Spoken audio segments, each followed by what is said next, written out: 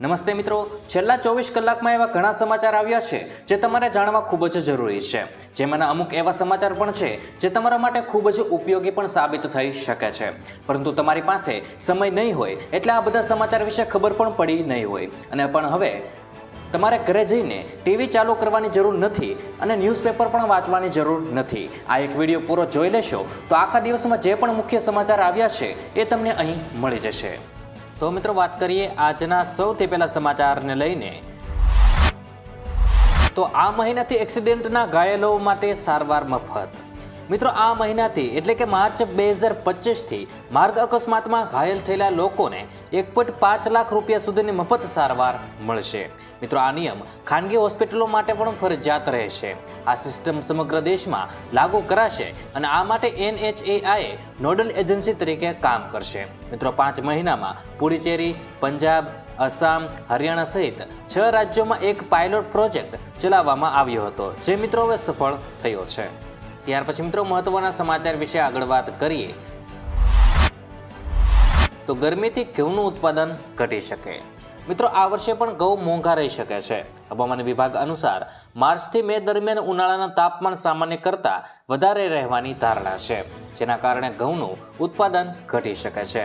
મિત્રો, છેલ્લા 4 વર્ષથી ઘઉંના ભાવમાં વધારો થવાનું એક મુખ્ય કારણ ખરાબ હવામાન પણ છે અને ઊંચા તાપમાનને કારણે અનાજ સંકોચાશે અને દરેક દાણાનું વજન ઘટશે, જેના કારણે પાકની કુલ ઉપજમાં ઘટાડો થવાનો છે। ત્યાર પછી મિત્રો, મહત્વના સમાચાર વિશે આગળ વાત કરીએ તો જૂના બગીચા નવસર્જન કરવા 50,000 રૂપિયાની સહાય।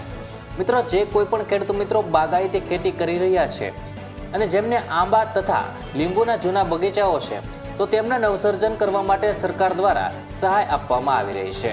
મિત્રો, આયોજનની અંદર જે કોઈ પણ ખેડૂત મિત્રોને આંબાના ભાગના અંદાજિત 30 વર્ષથી વધુ તથા લીંબુના પાકના 20 વર્ષની અંદાજિત જૂના બગીચાઓ હોય તેમના માટે આ નવીનીકરણ કરવા માટે ખર્ચ સામે સરકાર દ્વારા સહાય આપવામાં આવી રહી છે।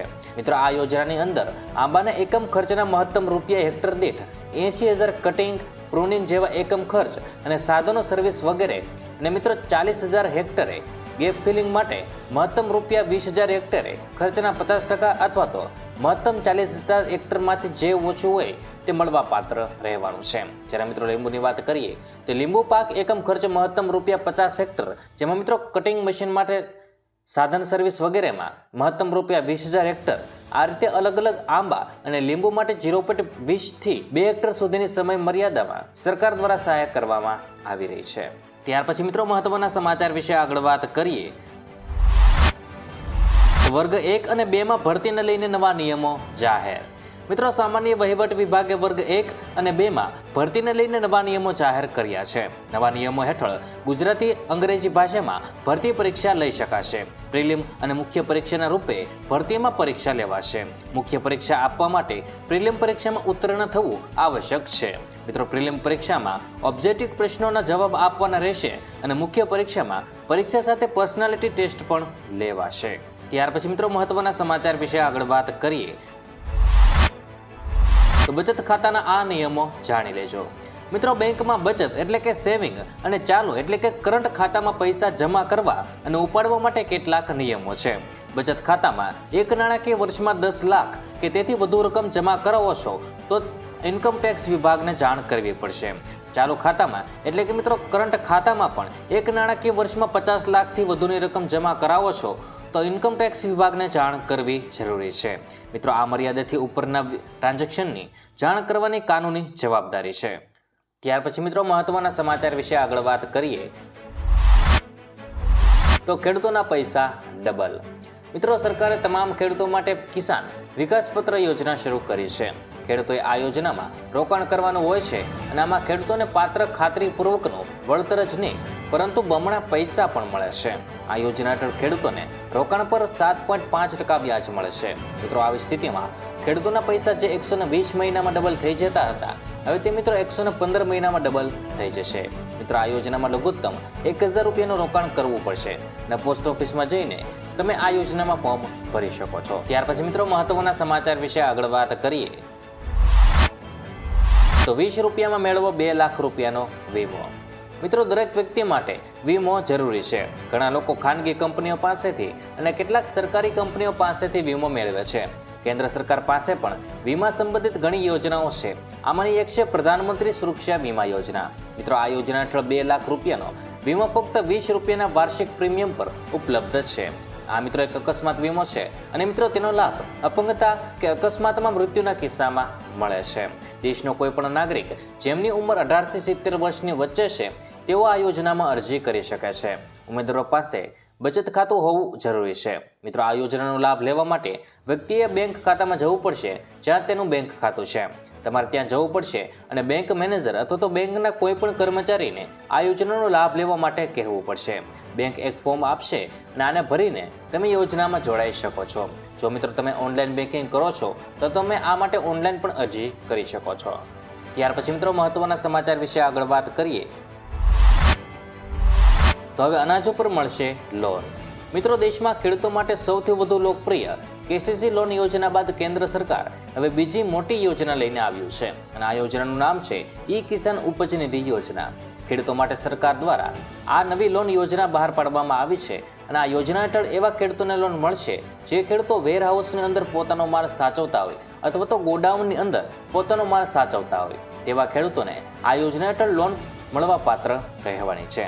કેન્દ્રીય મંત્રી પિયુષ ગોયલે કહ્યું છે કે આ લોન યોજના હેઠળ ખેડૂતોને કોઈ પણ ગેરંટી વગર સરળતાથી 7% વ્યાજ દરે લોન મળશે. જો મિત્રો કોઈ ખેડૂતોએ કેસીસી યોજના હેઠળ કોઈ લોન લીધી હોય તો પણ તે વેરહાઉસ દ્વારા આપવામાં આવેલી રસીદના આધારે આ લોન લઈ શકશે. ત્યાર પછી મિત્રો મહત્વના સમાચાર વિશે આગળ વાત કરીએ તો એટીએમમાં પૈસા માટે નવો ફેરફાર. મિત્રો 1 ફેબ્રુઆરી 2025 થી એટીએમમાંથી રોકડ ઉપાડવાની ફીમાં વધારો થયો છે. નવા નિયમો હેઠળ હવે દર મહિને ફક્ત 3 વખત જ એટીએમમાંથી મફતમાં પૈસા ઉપાડી શકાશે. આ પછી દરેક વધારાના ટ્રાન્ઝેક્શન પર 25 રૂપિયાનો ચાર્જ વસૂલવામાં આવશે, જે મિત્રો પહેલા 20 રૂપિયા હતો. જો મિત્રો તમે તમારી બેંકને બદલે અન્ય કોઈ પણ બેંકના એટીએમમાંથી રોકડ ઉપાડો છો તો આ માટે પ્રતિ વ્યવહાર એટલે કે ટ્રાન્ઝેક્શન 30 રૂપિયા ચૂકવવા પડશે. મિત્રો ઉપરાંત એક દિવસમાં મહત્તમ 50,000 રૂપિયા ઉપાડી શકાય છે. ત્યાર પછી મિત્રો મહત્વના સમાચાર વિશે આગળ વાત કરીએ તો ખેડૂતો માટે ખુશખબર. મિત્રો અનાજના સંગ્રહ માટે મુખ્યમંત્રી પાક સંગ્રહ માળખું યોજના મહત્વપૂર્ણ બની છે. આ યોજના હેઠળ ખેડૂત તેમના ખેતરોમાં ઓછામાં ઓછા 330 ચોરસ ફૂટનું ગોડાઉન બનાવી શકે છે, જેના માટે સરકાર દ્વારા 50% અથવા તો 1 લાખ રૂપિયા સુધીની સબસિડી આપવામાં આવે છે. અગાઉ આ સબસિડી માત્ર 75,000 રૂપિયા હતી, પરંતુ 2024 અને 25 માટે તે વધારીને 1 લાખ રૂપિયા કરવામાં આવી છે. ત્યાર પછી મિત્રો મહત્વના સમાચાર વિશે આગળ વાત કરીએ તો આયુષ્યમાન સેવા ગેરંટી. મિત્રો આયુષ્યમાન કાર્ડ આપના અને આપના પરિવારો માટે ઉત્તમ આરોગ્ય સેવાની ગેરંટી છે. યોજનાને લગતી કોઈ પણ માહિતી અથવા તો સમસ્યા માટે તમે અહીં આપેલા હેલ્પલાઇન નંબર પર સંપર્ક કરી શકો છો. દર્દીને ફરિયાદના સફળ નોંધણી અને ફરિયાદની સ્થિતિને ટ્રેક કરવા માટે નોંધણી નંબરની જાણકારી આપતો SMS રજીસ્ટર કરેલ નંબર પર મોકલવામાં આવશે. મિત્રો 24 કલાક અને 7 દિવસ ટોલ ફ્રી નંબર શરૂ રહેવાનો છે. યોજનાકીય માહિતી, કાર્ડ એનરોલમેન્ટ સેન્ટરની માહિતી, કાર્ડ બેલેન્સ, સંકળાયેલ હોસ્પિટલની માહિતી, વિવિધ બીમારી અંતર્ગત ઉપલબ્ધ સારવાર તેમજ પેકેજની માહિતી અને હોસ્પિટલમાં આરોગ્ય મિત્ર તેમજ જિલ્લા કક્ષાએ સંકલનની સુવિધા અને ફરિયાદ નોંધણી, ટ્રેકિંગ અને મોનિટરિંગ થશે. ત્યાર પછી મિત્રો મહત્વના સમાચાર વિશે આગળ વાત કરીએ તો ખેડૂતોના કાળજાની વેદના. મિત્રો કેન્દ્ર અને રાજ્ય સરકાર ખેડૂતોની આવક ડબલ કરવાની વાતો કરે છે, પરંતુ કૃષિ પ્રધાન દેશોમાં ખેડૂતો દેવાળિયા બની રહ્યા છે. ગુજરાતમાં ખેડૂતોની આવક કરતાં જાવકના પ્રમાણમાં વધારો થયો છે. રાજ્યમાં પ્રત્યેક ખેડૂતના માથે 50,000 કરતાં વધુનું દેવું થઈ ગયું છે અને ગુજરાતના 42.5% ખેડૂતો દેવામાં ડૂબેલા છે. ગુજરાતના પ્રત્યેક ખેડૂત ઉપર સરેરાશ 56,568 રૂપિયાનું દેવું છે અને ગુજરાતના 42.5% ખેડૂતો દેવામાં ડૂબેલા છે અને ગુજરાત કરતાં પણ ઓછું દેવું ઉત્તર પ્રદેશના ખેડૂતો પર છે. અને કેન્દ્ર સરકારના સત્તાવાર આંકડા પ્રમાણે ગુજરાતમાં ખેડૂતોને પાકની આવક માત્ર 4,318 રૂપિયા મળે છે, જ્યારે મિત્રો કુલ જાવક 12,631 રૂપિયા નોંધાય છે. રાજ્ય સરકાર દાવો કરે છે કે ગુજરાતના ખેડૂતોની આવક બમણી થઈ છે, પરંતુ હકીકત એવી છે કે ખેડૂતોની આવક કરતાં જાવકનો આંકડો મોટો છે. ત્યાર પછી મિત્રો મહત્વના સમાચાર વિશે આગળ વાત કરીએ તો મહિલાઓને મળશે 2 લાખ રૂપિયા. મિત્રો, ગુજરાત સરકાર મહિલાઓની આર્થિક સ્વતંત્રતા વધારવા માટે પ્રતિબદ્ધ છે. મહિલા અને બાળ વિકાસ વિભાગ દ્વારા શરૂ કરવામાં આવેલી મહિલા સ્વાવલંબન યોજના એક મહત્વપૂર્ણ પહેલ છે. મહિલા સ્વાવલંબન યોજના મહિલાઓને બ્યુટી પાર્લર, ટેલરિંગ અને દૂધ ઉત્પાદન જેવા વ્યવસાય શરૂ કરવા માટે 2 લાખ રૂપિયાની લોન આપે છે. ત્યાર પછી મિત્રો મહત્વના સમાચાર વિશે આગળ વાત કરીએ તો જાણી લેજો આજના સોના ચાંદીના ભાવ. મિત્રો, ભારતીય બુલિયન બજારમાં 4 ફેબ્રુઆરીના રોજ સોના ચાંદીના ભાવમાં વધારો જોવા મળ્યો છે. સોનું હવે 85,000 ને પાર પહોંચ્યું છે, જ્યારે ચાંદીનો ભાવ 94,000 રૂપિયા પ્રતિ કિલો છે. 999 શુદ્ધતા ધરાવતા 24 કેરેટ 10 ગ્રામ સોનાની કિંમત 85,870 રૂપિયા છે, જ્યારે 999 શુદ્ધતા ધરાવતી ચાંદીનો ભાવ 94,873 રૂપિયા છે. ત્યાર પછી મિત્રો મહત્વના સમાચાર વિશે આગળ વાત કરીએ તો પોસ્ટ વિભાગમાં બમ્પર ભરતી. મિત્રો, ભારતીય ટપાલ વિભાગમાં બમ્પર ભરતી થઈ રહી છે. આ ભરતી પ્રક્રિયા હેઠળ ગ્રામીણ ડાક સેવકની 21,413 જગ્યાઓ ભરવામાં આવશે. મિત્રો, અરજીઓ 10 ફેબ્રુઆરીથી શરૂ થઈ ગઈ છે, જે 3 માર્ચ 2025 સુધી ચાલવાની હતી. મિત્રો, ઉમેદવાર 10મું પાસ હોવો જોઈએ અને સ્થાનિક ભાષાનું જ્ઞાન હોવું જરૂરી છે. વય મર્યાદા 18 થી 40 વર્ષની વચ્ચે છે અને પસંદગી મેરિટ લિસ્ટ અને ડોક્યુમેન્ટ વેરિફિકેશન પછી કરવામાં આવશે. ત્યાર પછી મિત્રો મહત્વના સમાચાર વિશે આગળ વાત કરીએ તો જીએસટીના નવા નિયમો લાગુ. મિત્રો, જે વેપારીઓ પાસે જીએસટી નંબર નથી અને તેઓ 50,000 થી વધારાની માલની હેરફેર કરતા હોય તો તેમણે પણ ફરજિયાત ઈ-વે બિલ બનાવવું પડશે. અત્યાર સુધી આવા નહીં નોંધાયેલા કરદાતાઓ માટે ઈ-વે બિલ બનાવવાનું ફરજિયાત નહોતું. મિત્રો, 40 લાખથી નીચે ટર્ન ઓવર ધરાવતા હોવાથી જીએસટીમાં અનરજિસ્ટર્ડ છે અને 50,000 થી વધારેનો માલ એક જગ્યાએથી બીજી જગ્યાએ મોકલતી વખતે અનરજિસ્ટર્ડ હોવાથી ઈ-વે બિલ બનાવવાની જોગવાઈ અત્યાર સુધી લાગુ પડતી ન હતી, પરંતુ હવે આ જોગવાઈ લાગુ પડવાની છે. ત્યાર પછી મિત્રો મહત્વના સમાચાર વિશે આગળ વાત કરીએ તો વાવાઝોડા સાથે વરસાદની આગાહી. મિત્રો, હવામાન વિભાગ દ્વારા આગાહી કરવામાં આવી છે કે આજે દેશભરમાં ઘણા રાજ્યોમાં વાતાવરણ પલટો આવી શકે છે. સમુદ્ર સપાટીથી 3.1 કિમી ઉપર નીચલાથી ઉપલા ઉષ્ણકટિબંધીય સ્તરમાં એક વેસ્ટર્ન ડિસ્ટર્બન્સ સક્રિય છે, જેના કારણે ઉત્તર ભારતના પર્વતીય વિસ્તારોમાં હિમવર્ષા અને મેદાની વિસ્તારોમાં વરસાદ પડી શકે છે. મિત્રો, IMDએ 5 માર્ચ સુધી જમ્મુ અને કાશ્મીર, લદ્દાખમાં વરસાદ અને હિમવર્ષા માટે ઓરેન્જ એલર્ટ જારી કર્યું છે. ત્યાર પછી મિત્રો મહત્વના સમાચાર વિશે આગળ વાત કરીએ